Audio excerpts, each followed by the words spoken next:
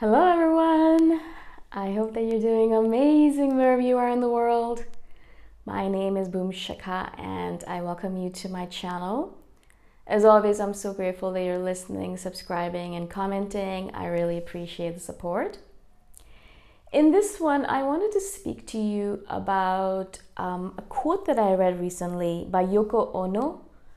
I think she's the wife or the girlfriend of one of the Beatles guys. I'm not really sure who she is really. I should have done some research beforehand, but I just loved the quote so much that I was like, I want to do a video about this. And the quote said something like, "You may think I'm small, but there is a universe inside of my head." I'm going to repeat that. You may think I'm small, but there is a universe inside my head. There's a whole universe inside my head. And I think I said that perfectly right. If not, I'm paraphrasing. But it's such a beautiful way of looking at the world and such a beautiful way of looking at consciousness, at imagination, at the humanity, I would say, in general.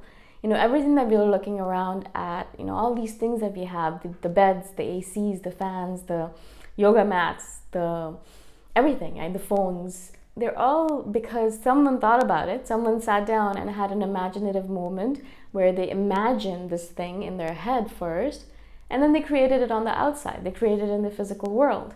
But the thing that was on the inside in their head was so much more bigger than anything that could be on the outside, right?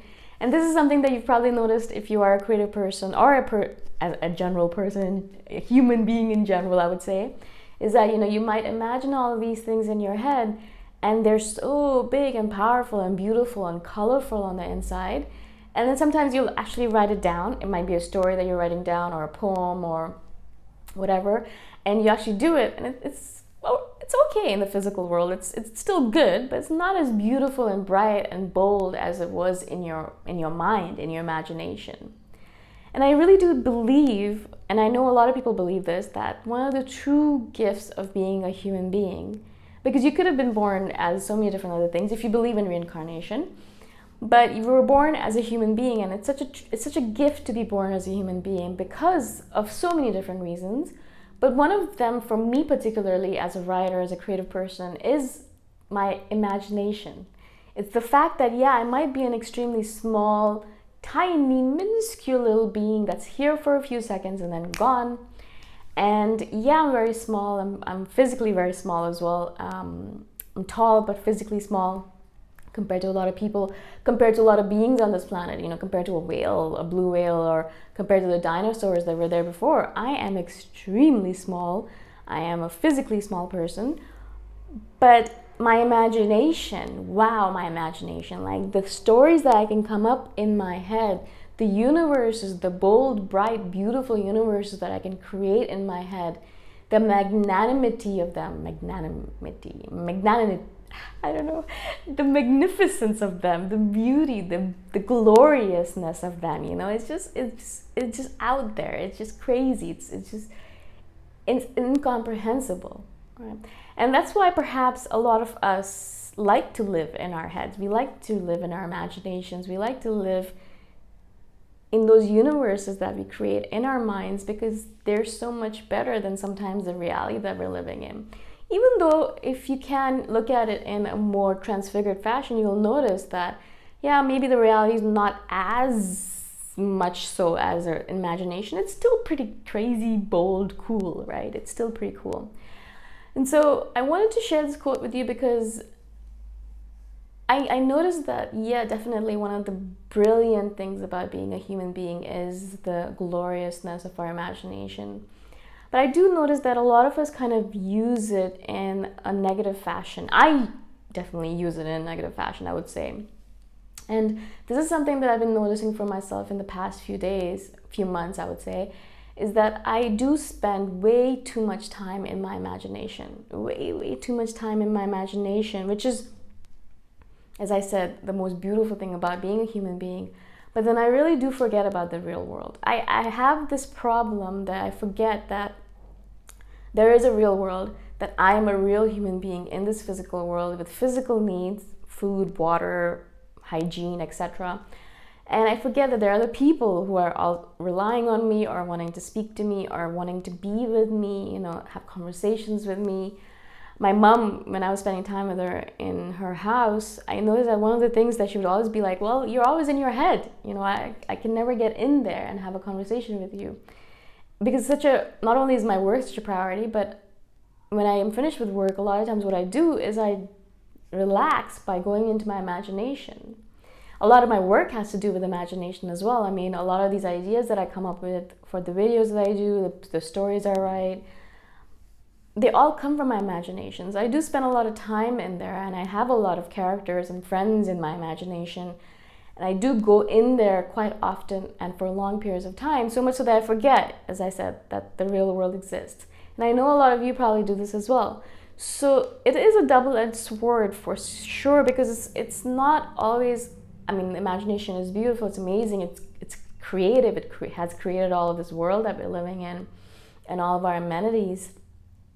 But it's also, there is a negative and a shadow side to it as well, that you can sometimes get stuck in that zone of just, the imaginary world is so much better than the real world. Why would I even come back here? Why would I even live in the physical world where I have to deal with bills, I have to deal with people, I have to deal with physical needs, I have to deal with all of these things that are so annoying. Why should I even come back here, right?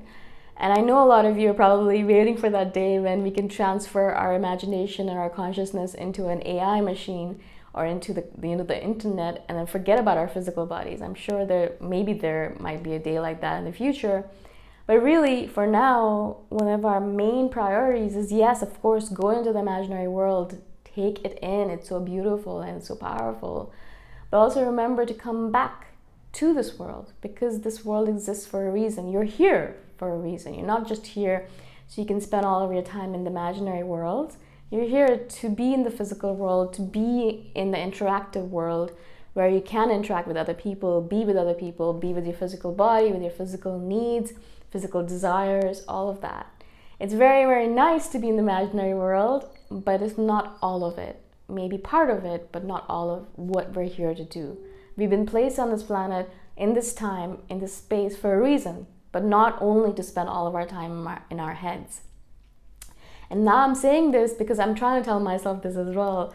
It's very easy, as I said, for me to spend just every single day by myself with no interaction with other people, because it's so beautiful in my imaginary world. But I'm trying as hard as possible to come back here, to come back into this physical world, to realize that there's something going on here, and the impact that I'm going to make is going to happen in this physical world. Yes, I can dream up all of these beautiful worlds and all these different things in my head, but then I have to bring them back into the real world. Like the quote says, build the foundations in the air. That's where they're supposed to be. Build the castles in the air. That's where they're supposed to be. But then build the foundation underneath them, which is in the physical world. The castles, the beautiful, glorious castles, are going to be up in the air, in your imagination. But then you have to build a foundation underneath them, which is a physical foundation in the physical world, right? I know so many of you message me with ideas that you have for things that you want to do in order to improve the world.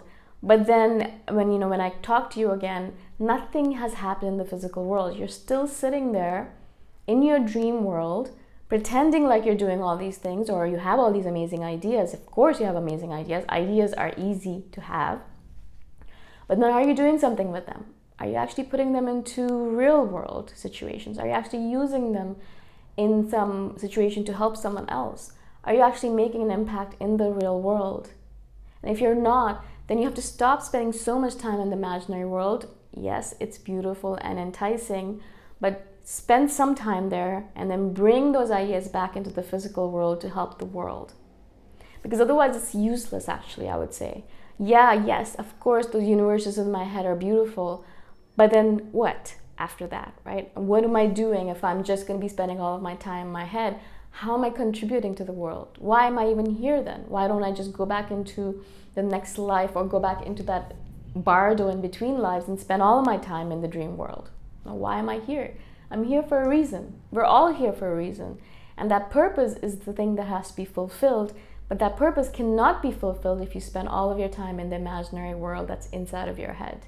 You need to come back to ground. You have to come back to the physical world and then make things happen in the physical world. That's what changes the lives of people. That's what changes this world. That's what makes you feel more fulfilled and satisfied, more so than any imaginary world that you might create in your head. So I hope this makes sense. I know it's probably a cruel admonition, or like it feels like a cruel thing to say, you know, come back to earth. But it's something that I tell myself always, you know, yeah, great, awesome, you've done amazing things in your head, now do it in the real world. You know, I constantly have to tell myself that, because otherwise what's the point? You know, what are we even doing here then? So if you have questions about this, obviously message me. I would love to share more knowledge with you, or more wisdom, or whatever that you need from me. And if you want me to expand on this, if you want me to do another video about a particular subject that you don't understand, please let me know as well. Again, thank you so much for being on my channel, and I shall see you the next time around. Bye for now.